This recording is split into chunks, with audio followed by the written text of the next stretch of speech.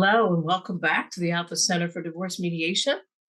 Today, returning to us, Christina Lombardo-Zaun, one of our attorney mediators. Welcome back. Thank you. Sure. And Christine, you have a very brief a message for us today with some good tips on how to survive a divorce and be civil about it. So, my inspiration for this was a number of different things, but, we're back to school, summer's over, right? We're back to the grind. And I've felt this energy around people, like everyone's so stressed, and everyone's just kind of sad that summer's over. But all those factors, they kind of add to our overall normal stress level. And if you're going through a divorce, that's really not a good thing because that might push you over the edge. So I thought, maybe to help those people, here are some tips, like just a couple things to keep in mind if you're going through divorce or if you're thinking about it. And I know these are not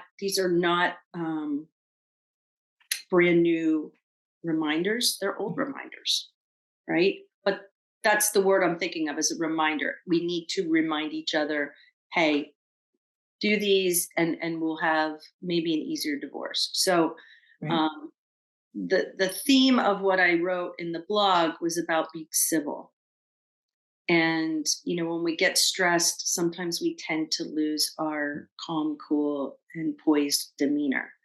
And so I have a couple things. Please share them.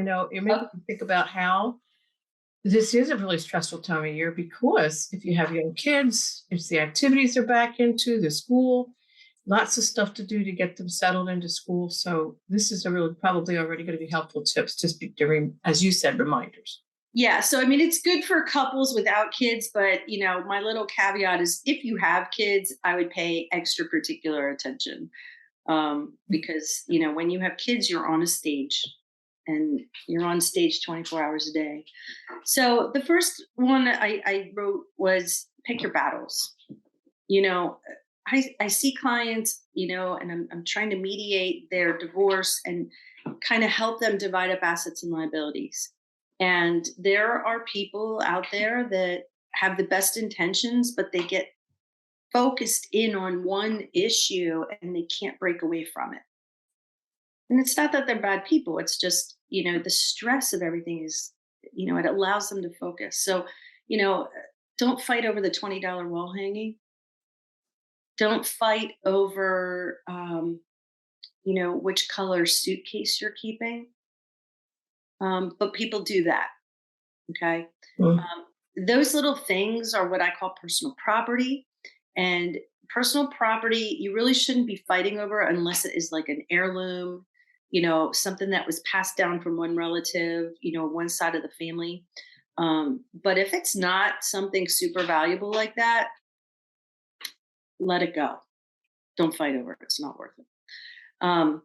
We always say, you're going to go out and make more money. Just buy whatever you need. How do you get to someone that if they are really stuck on that $20 picture to shift that away? Well, if I'm in a session with them, we'll actually stop and probably move to another issue. So there's different techniques that I use. But sometimes people are just so emotionally charged they can't let go of it. So we move away from it. And then sometimes, depending on how the other issues work out, that one goes away. The other big one is leave the past in the past. It's so easy for all of us to go back in the past and just want to point fingers, right? We've all been hurt, all of us, and we've probably hurt people. But the past is in the past. And, a wise person told me, she was like, just leave it in the rearview mirror. And I'm like, I like that. So I've clung to that phrase, leave it in the rearview mirror. If you have to communicate with your ex-spouse, I suggest communicating at a bare minimum, especially if emotions are charged and heated. Everyone's like, oh, yeah, we want to be amicable, that kind of thing. But then things turn sour and then it's really contentious and argumentative. So if that's the case, the best thing to do is keep, maybe just use text messaging and, think about what you're writing. I don't think I put it in the blog, but you want to kind of keep it professional. So like if you don't want it on the front page of the newspaper, you probably shouldn't be sending that message to your ex. Kind of that good rule of thumb, right? You don't want These to are put really simple, easy, and I love the little lines that you've got to remind us. Rearview mirror, front yeah, page newspaper, good stuff.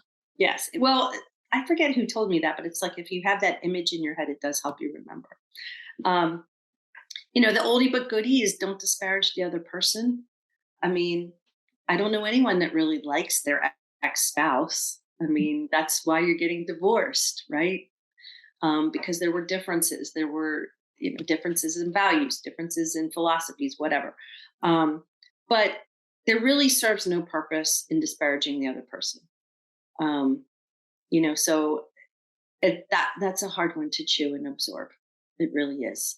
But if you can master that and learn to find other ways to communicate what you have to say without being, mean, that would be great. And then finally, I finish with take the high road. Um, this is so much easier said than done. Yes, yes. But it's true, right? You can never go wrong with being kind, right? And then, so I say show grace and kindness even when others are not reciprocating.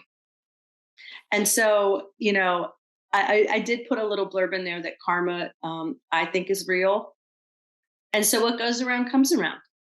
And so, I love that. I love that you put that. I think that we have to remember that. It really does. we do because it's also a small world and you never know who's going to know who. And, I personally, we have to remember we chose that person at one point in our lives. And so for good, bad, whatever, we chose them to live with them and to marry them and to possibly have children with them. So, the more you disparage that person, it might come back and look, unfavorably on you. So short, sweet, to the point, but I think they're powerful little reminders. True. We've probably heard it before, but sometimes we just need to keep hearing them to keep us being aware. Am I doing that? How do I stop doing that? Right. Excellent. Thanks so much. That was short, sweet, to the point, but valuable. So we look forward to seeing you next month, hopefully, with some new ideas. Thank you again. All right. If you're interested in talking to Christine or finding out more information, please call us at the Alpha Center for Divorce Mediation at 1-800-310-9085. Thank you.